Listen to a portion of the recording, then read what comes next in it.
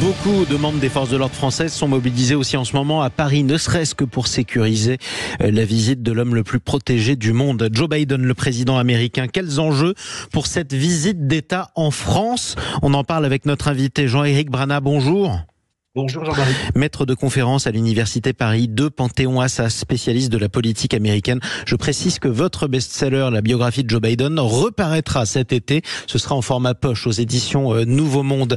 Alliés nous sommes, alliés nous resterons. C'est un peu une formule de politesse entre la France et l'Amérique. C'est ce qu'a dit Emmanuel Macron hier. Est-ce qu'on peut aller plus loin au terme de cette visite que des formules somme toute convenues? C'est plus que des formules convenues et on va continuer avec celle de Biden qui, à la pointe du hoc, a rappelé que les Américains étaient venus à la fin de la Seconde Guerre mondiale pour nous libérer, en rajoutant cette phrase très puissante: et s'il fallait le refaire aujourd'hui, nous le referions. Et c'est quand même un pied de nez à tous les anti-américains qu'on entend un petit peu à droite et à gauche, qui ne cessent de parler de cette mainmise des États-Unis sur la politique mondiale, alors que en réalité, on est quand même sous leur parapluie et c'est quand même très important d'être des alliés forts et unis. Et c'est bien le sens de la visite de Biden cette semaine, qui voulait montrer que l'unité faisait la force. Que l'unité, en tout cas du camp occidental ou en tout cas atlantique, au sein de l'OTAN. Ça, c'est pour rappeler un statu quo. Malgré tout, qu'est-ce qu'il y a de nouveau au terme de cette visite ? Alors, les enjeux étaient quand même forts autour de l'Ukraine. Il y avait des bisbilles ces derniers temps, pour ne dire que ça, entre Emmanuel Macron et Joe Biden, notamment au niveau de ses envoyés, je ne sais pas comment on doit les appeler, ses instructeurs, dont Joe Biden ne voulait pas, parce qu'il veut avancer pas à pas dans ce conflit et surtout ne pas provoquer Vladimir Poutine, qui a déjà envahi un pays, qui est capable peut-être de faire beaucoup plus et qui détient l'arme nucléaire, ne l'oublions jamais. Donc il faut garder raison et comme je le disais, avancer pas à pas. C'est ce que Joe Biden est venu rappeler à Emmanuel Macron. En d'autres termes, d'après vous, Jean-Éric Brana, Joe Biden a appelé, au moins en coulisses, Emmanuel Macron à la modération face à la Russie.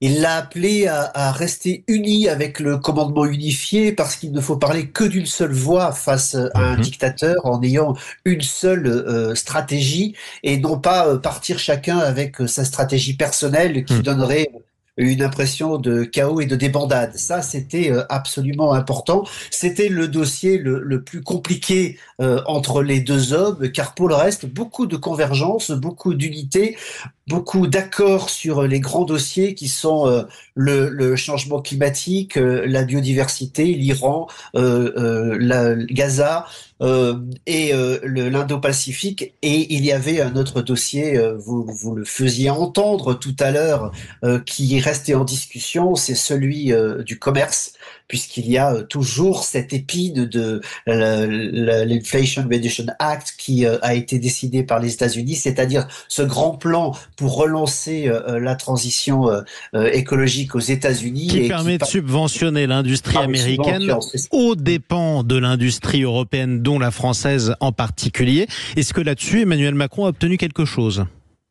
Alors, on n'en a pas entendu parler, donc il n'a rien dû obtenir, mais c'est un petit peu comme après son coup de gueule en 2022, quand il a été reçu aux États-Unis, où il avait également dit de façon très franche que les Européens et les Français en particulier n'étaient pas contents.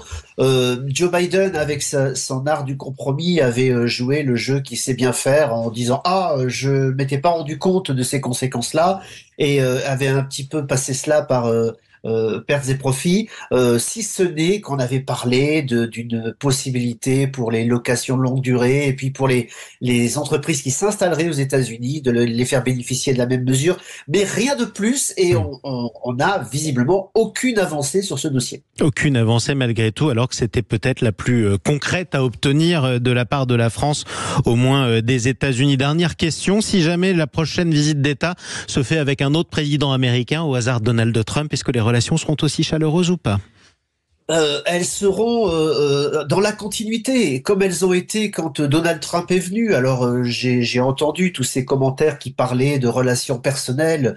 Ça c'est pour le décorum, c'est pour l'image qui apparaît dans les médias. Mais en réalité, les grands dossiers sont toujours les mêmes. Ils sont conduits de façon longue, parce que c'est le temps long qui compte dans ces questions-là, que ce soit les questions de géopolitique internationale ou de commerce.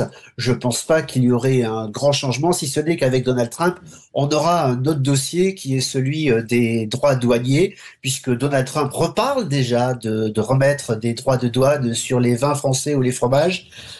C'est donc peut-être une épine supplémentaire qui va s'ajouter si jamais il est réélu. Voilà qui mettra de l'ambiance au sein du repas de famille atlantique. En tout cas, merci beaucoup Jean-Éric Brana.